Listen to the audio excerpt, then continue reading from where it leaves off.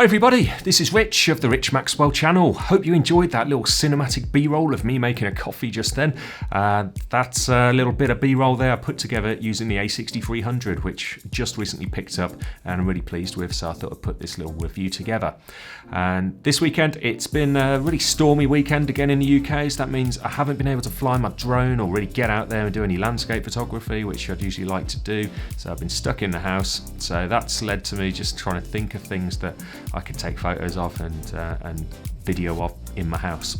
So things like me making a coffee killed a bit of time and helped me get to grips with the A6300, helped me sort of test it out and see what it's all about. So the A6300, I bought this camera because I wanted to be able to film in 4K.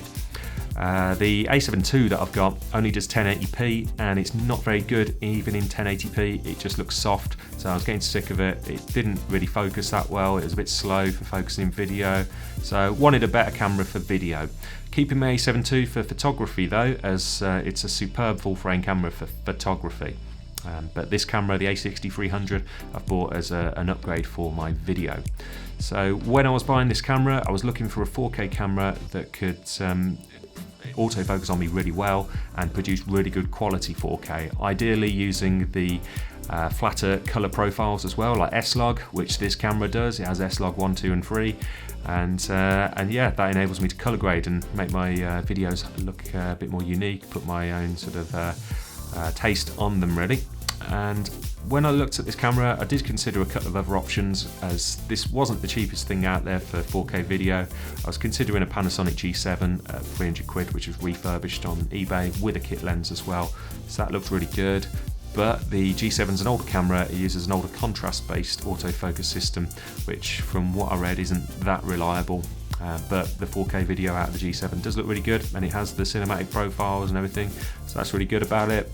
And another thing that put me off it was that I ideally wanted to stick with the E-mount system and have a camera that can use some of the lenses that I've already got and also use the same batteries as my A7 II, because that'll just be really handy when I go traveling with my cameras. I just need to take a few batteries and one charger rather than taking two separate ones. And likewise with lenses, I can share some of the lenses between the two cameras, so that's really handy.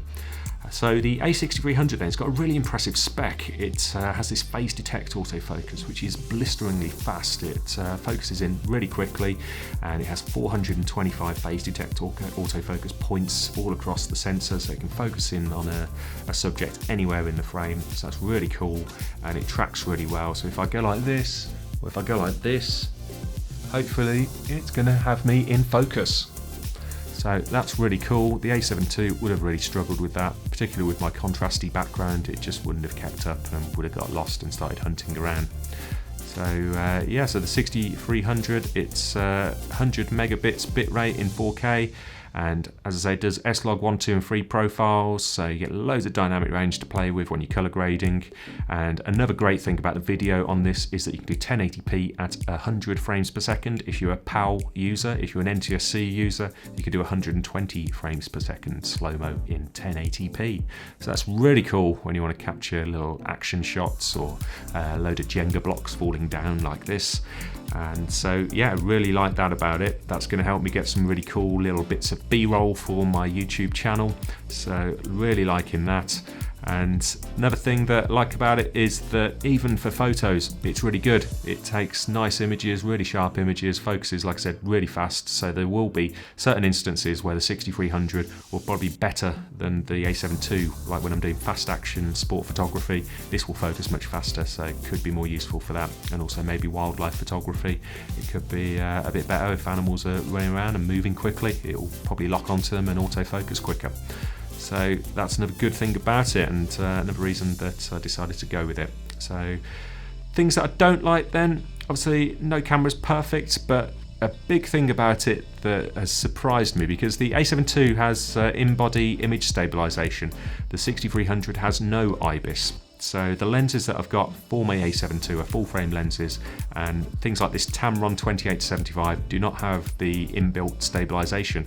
So when I first tried out this camera and had no stabilization at all, I couldn't believe how shaky my footage looked. It's really hard to get nice smooth footage handheld when you've got no stabilization whatsoever. it's not possible really. You just have all these little micro jitters that ruin the footage. So that means I'm going to have to get an APS-C lens for the camera. I say lens for now, just the one lens to start me off. So I've ordered the kit lens for it, which is very cheap, and that will have the in-body OSS stabilization, so I can hopefully get some smooth handheld video footage when I need to. But I have got a gimbal as well, so that little B-roll at the start there, filmed that on my gimbal with the A6300, and using a full frame lens with no stabilization on a gimbal worked perfectly. It was quick to set up, balanced nicely on the gimbal, so that's really good. Another thing I don't like about the camera is where the SD card is. On the A7 II, the slot for the SD card was quite handy because it was on the side, so that meant you could just take your SD card out and then leave the camera on the side and leave the SD card slot open to remind you to put your SD card back in before you go out with the camera again. Whereas on the 6300, it's at the bottom in the same little compartment, same flap that you get to the battery for. So it's at the bottom of the camera, the base of the camera. So that means it's really easy to forget to put an SD card in it. So that could be a real pain in the butt sometimes. But I do always try to carry a few spare SD cards in my bag, so hopefully I'm not going to get caught out. But as I said, it's going to be much easier for me to forget my SD card with this camera. Now, as I said, it uses the same batteries as my A7 II, so I'm not going to expect very good battery life from this camera. I expect it's just going to be as poor as the A7 II and burn through batteries in no time. So that's another negative about it.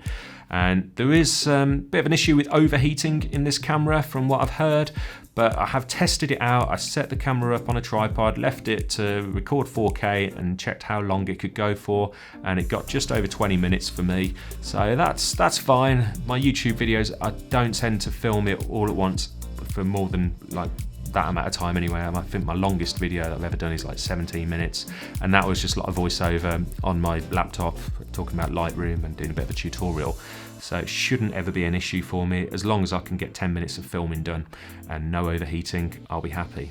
So yeah, so I think that's it covers it then. The camera, as I say, it's really impressive. 4K from it is fantastic, and it has no crop as well. So that was another good thing about this camera, and something that put me off the Canon M50 was the crop factor. The A6300, it actually downscales the full APS-C sensor size 6K image to 4K. So it does all that with its processing power in the camera, whereas the Canon M50 will, instead of using the whole sensor, it will just crop down, just use the size for 4K, and that means it's going to make your footage even more zoomed in, even more telephoto-like. So that could be a real pain unless you get some real wide lenses or a speed booster adapter.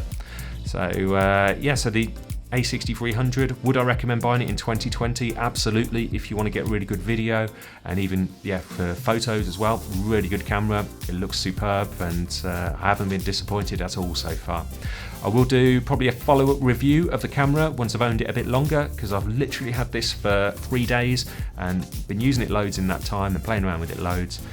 But yeah, I need to do a longer term test review soon, so please consider subscribing and maybe take a look at some of my other videos. I've got loads of videos on the channel about E-mount lenses and Sony cameras, and also drone videos and general photography videos. So if you're into all that sort of stuff, then if you want to subscribe, that would be great. I'd really appreciate it. It would be really cool, because obviously my channel is very small at the moment, but want it to grow obviously, and getting a new subscriber, every one counts for me, and I'm always looking at the number, and every time someone subscribes, it puts a smile on my face. So please consider subscribing and maybe like the video.